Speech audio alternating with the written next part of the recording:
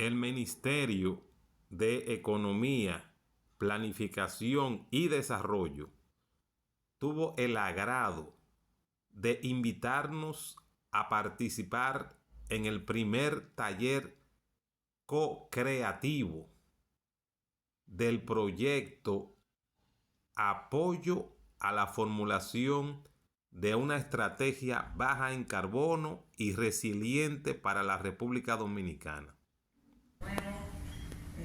Bueno, les vamos a contar el contexto de ambos sectores. Voy a empezar por el sector de residuos y ya de esto nos tomamos después una foto y un cafecito y pasamos a las mesas de trabajo. Entonces, bueno, ahora sí de manera desglosada por sectores. Voy a empezar con el sector de residuos, el cual genera emisiones por sus procesos microbiológicos, ¿no? De los residuos municipales orgánicos, y también se considera aquí en el inventario el proceso anaeróbico de los residuos, de las aguas residuales, y se suma a estas emisiones. Estas son las emisiones históricas que tenemos registradas del sector.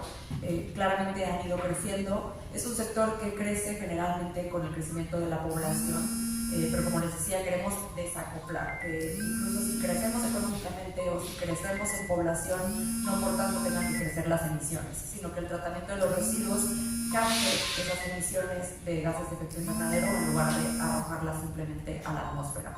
Como están las emisiones ahora, el casi 70% de las viene de la eliminación de desechos sólidos, y el otro tanto, bueno, el 17% de aguas residuales domésticas y el 14% de aguas residuales de la industria. Entonces así se divide en cuanto a tipos de residuos.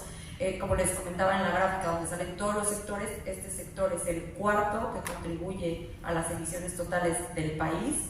Y bueno, se tienen más de 300 millones municipales que aportan a estos números que estamos viendo, y contarles que también, bueno, cada día, según las estadísticas, las personas disponen o tiran de 1.11 kilogramos de desechos. Esto es una métrica del país y excede la media regional. Para la parte económica voy a invitar a mi colega Gerardo a que nos presente esta parte, ya que bueno, es una investigación que hizo el equipo y él es más especialista en el tema. Entonces damos la bienvenida a Gerardo y ahorita pues, ¿qué tal? Mucho gusto a todos. En la parte de residuos, destacar que cifras más o menos confiables nos indican que aproximadamente 10.000 personas se emplean en las tareas de recolección y manejo de residuos. Es importante considerar que estos empleos son generalmente de clase informal, lo que nos hace preguntarnos a futuro, en una óptica de transición energética o de industrialización verde, cómo quisiéramos que estos empleados fuesen o cuál sería el enfoque de género que podríamos dar a esta actividad en el futuro.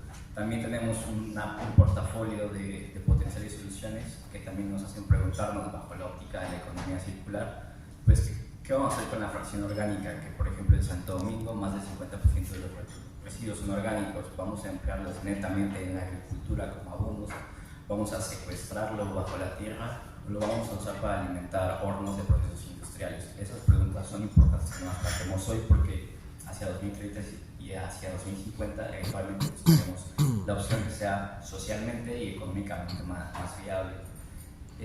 Por otro lado, también comentar que reforzar el mensaje que se había dicho anteriormente, solamente aproximadamente hay 2 proyectos de tratamiento de residuos que contemplan un manejo integral que permite un reciclaje y aprovechamiento de los lixiviados y de biogás que se genera. Pero hay más de 298 residuos locales municipales que potencialmente podrían migrarse hacia modelos de negocio que valoricen más y de mejor manera estos residuos.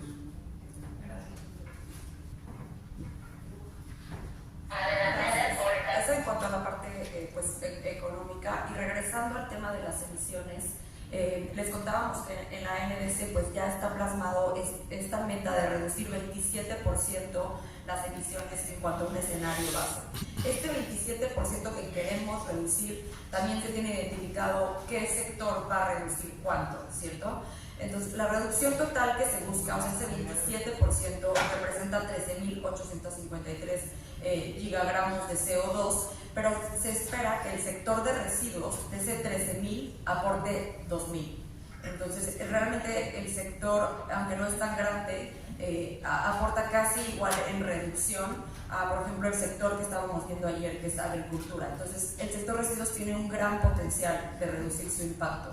Y a más largo, esto al 2030 y pues a más largo plazo, obviamente, generar la carbono neutralidad si se aprovechan los residuos pues al 100%. Como les decíamos, la NDC ya plantea 5 proyectos para reducir y también el plan de acción de cambio climático las retoma y los clasifica en sus distintos objetivos. Y los voy a mencionar porque no son muchas acciones, entonces es importante mencionarlas.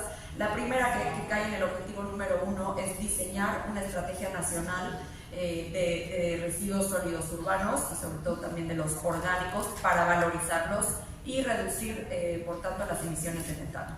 En el segundo objetivo cae la captura y uso de ese metano proveniente de los rellenos sanitarios en fines energéticos como combustible. Entonces, el metano es un gas combustible, como muchos saben, entonces es un biocombustible.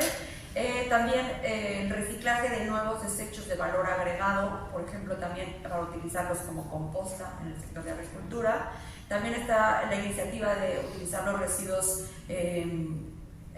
municipales en industrias como los hornos de clinker, y también es algo que vamos a comentar hoy en las mesas, y tener una hoja de ruta de economía circular, que se aprovechan todas las fracciones de los residuos como plásticos, etc.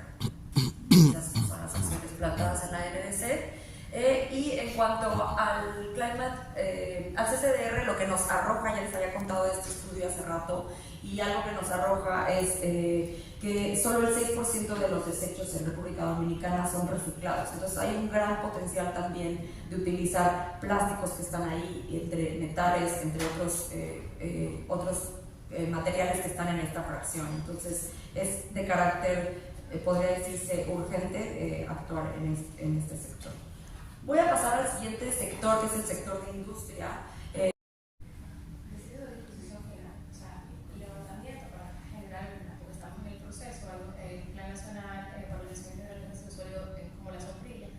Necesitamos esperar que se promulgue, ¿verdad? Para ya luego entonces promulgar el otro plan. ¿Qué es lo que sucede? No son más de 300 vertederos a cielo abierto. Ese levantamiento arrojó que hay unos 243 vertederos a cielo abierto. Lo que pasa es que la evaluación, me imagino que el dato que obtuvieron, refleja cuántos vertederos hay por distrito municipal y municipios. Si sumas el total de distritos municipales y municipios, te va a arrojar unos 392. ¿Qué es lo que sucede?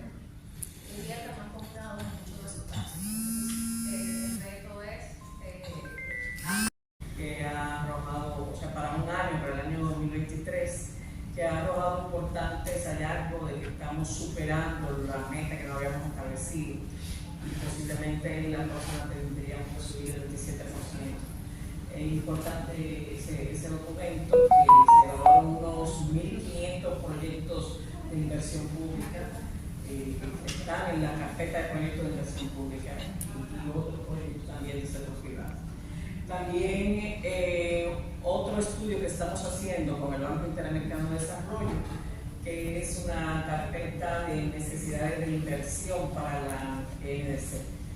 También estamos ahí trabajando muchísimo, evaluando proyectos. Bueno, aquí está Don Viña, que es el consultor líder de este proceso. También va a ser un interesante estudio que estamos haciendo. Hay proyectos hay una organización de proyectos, hay proyectos con financiamiento, otros que no tienen, y proyectos que son ideas de proyectos que sería necesario empezar la formulación. También desde la Dirección de Gestión de se ha elaborado unos índices de vulnerabilidad y riesgo climático, que aunque están mencionados en el estudio de clima y desarrollo, es importante que ustedes tengan un documento completo y ver la cantidad de variables que fueron analizadas, 169 variables, y son 4 índices. Es un índice de asentamiento humano, de medios de vida, de la actividad productiva, actividad económica agropecuaria y actividad económica de calidad de agua, un porcentaje de valorización de residuos, fuentes de datos municipales y un porcentaje de recogida selectiva a nivel nacional. Las acciones, publicar las letras, alguien la puso aquí, e implementar el Plan Nacional de Manejo de Residuos, también regular el manejo de residuos municipales. Eso es la regularización que promueva la economía circular. También los impuestos de importación en los materiales vigentes. Incentivos a los productos con materiales residuales. Mapear y promover empleos con empresas y centros de reciclaje. Planeación de ordenamiento territorial, considerando el saneamiento. Los parques industriales con circularidad de materiales o residuos y agua, y mejorar la cobertura de la educación ambiental. Es que nos otorgaron básicamente como conjunto para enriquecerla, porque en varios aspectos estaba muy completa. Entonces, en la parte de indicadores de desempeño, aquí estábamos hablando de indicadores que tengan que ver con, obviamente, el manejo de residuos sólidos y líquidos. Y aquí hicimos algunas especificaciones, por ejemplo, que se incluyan indicadores sobre tasas de separación en la fuente, porque había indicadores relacionados con tasas de reciclaje, de proceso de valorización, con cobertura de recolección, y sin embargo tenemos una ley aprobada que tiene una obligatoriedad de separación en la fuente, por eso nos pareció interesante. De igual forma, hay todo proceso de aprovechamiento de residuos, obviamente tiene unos beneficios climáticos, y hablaban específicamente de reciclaje, compostaje u otro tratamiento de residuos orgánicos. Entonces, quisimos que también se incluyera la parte de coprocesamiento o por lo menos valorización energética de los residuos sólidos como indicador. También vemos como un indicador la cantidad de vertederos a cielo abierto que se cierren, o en esa misma medida la cantidad de relleno sanitario o sitios de disposición final en condiciones adecuadas que estén operando. También en el tema de la salud, ver cómo la salud es una variable y puede ser un indicador que apunta a la resiliencia que puede tener el sector, y también en el tema de resiliencia, en esa misma medida, la parte de inundaciones urbanas por acumulación de residuos en las calles, digamos en los desagües pluviales. Entonces, con eso entendemos que enriquecemos un poco el tema de esos indicadores que ya estaban señalados. En el tema de acciones, aquí hay una parte que era relativa a la cantidad de reglamentos, de toda la parte de reglamentación, y aquí quisimos apuntar todo lo que ya engloba el Plan Nacional de Gestión Integral de Residuos, que si bien señalamos un documento que no está publicado, está en vías A y ya recoge una serie de acciones. También estábamos señalando en cuanto a acciones lo de la prohibición de la quema de residuos a cielo abierto, que lo tiene la ley, y de cómo la parte de agua residual, la parte de disposición sanitaria, en qué regulaciones se incluye o se pudieran incluir malas prácticas como letrinas, descargas incontroladas. Hablamos también en cuanto a acciones de aumentar el tema de mediciones sobre los residuos, sobre las aguas residuales y los residuos líquidos, de cómo se miden para poder obviamente llevar eso a un indicador. También hablamos de aumentar como una acción la cobertura en redes de alcantarillado sanitario. Dijeron algo parecido en aquel grupo, porque obviamente queremos una buena disposición de residuos líquidos, pero entonces para que todo el mundo no esté haciendo soluciones individuales, deberíamos tener una red donde podamos entonces tener ese servicio y poder conectarnos a una red que desemboque en una planta de tratamiento. En las acciones también indicamos que en algunas de las acciones están ligados los residuos sólidos y los líquidos, que en la medida de lo posible se disgreguen para que sea mejor no solamente ejecutarla, sino también medirla. Fortalecer la aplicación de la normativa de seguimiento a lo que es el vertido de agua residual y una acción que entendemos necesaria, generar conciencia sobre buenas prácticas, tanto de economía circular y residuos sólidos, como también de residuos de aguas residuales. En cuanto a los modelos de datos, aquí habían algunos estudios ya plasmados en el documento de datos de donde salían, y estábamos hablando, por ejemplo, en residuos de generación y composición.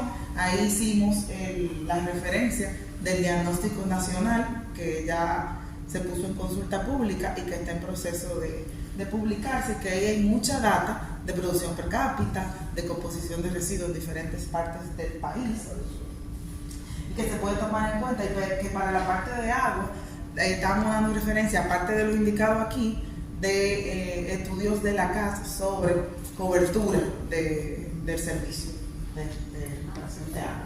Y por último, la incertidumbre.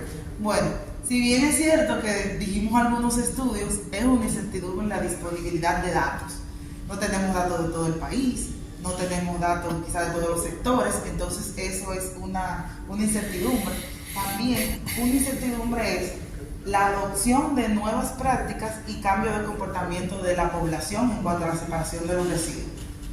En acción está la campaña de educación ciudadana, pero cómo la población responda a esa educación, a esa campaña, es realmente una incertidumbre. La desconexión existente entre autoridades del gobierno central y los gobiernos locales, que son los que tienen una incidencia directa en temas de residuos sólidos. Entonces, obviamente, deben actuar de una manera alineada. Y también la debilidad quizás técnica de los gobiernos locales para manejar estos temas y todas las nuevas implicaciones por la ley, y la continuidad de las implementaciones de gestiones pasadas. También eso lo vemos como una incertidumbre. La tendremos con estrategia de la y así será más provechosa. Así que muchísimas gracias, y ya les retroalimentamos con los pasos a seguir que Jairo le presentó. Muy amable todos por su asistencia. Gracias.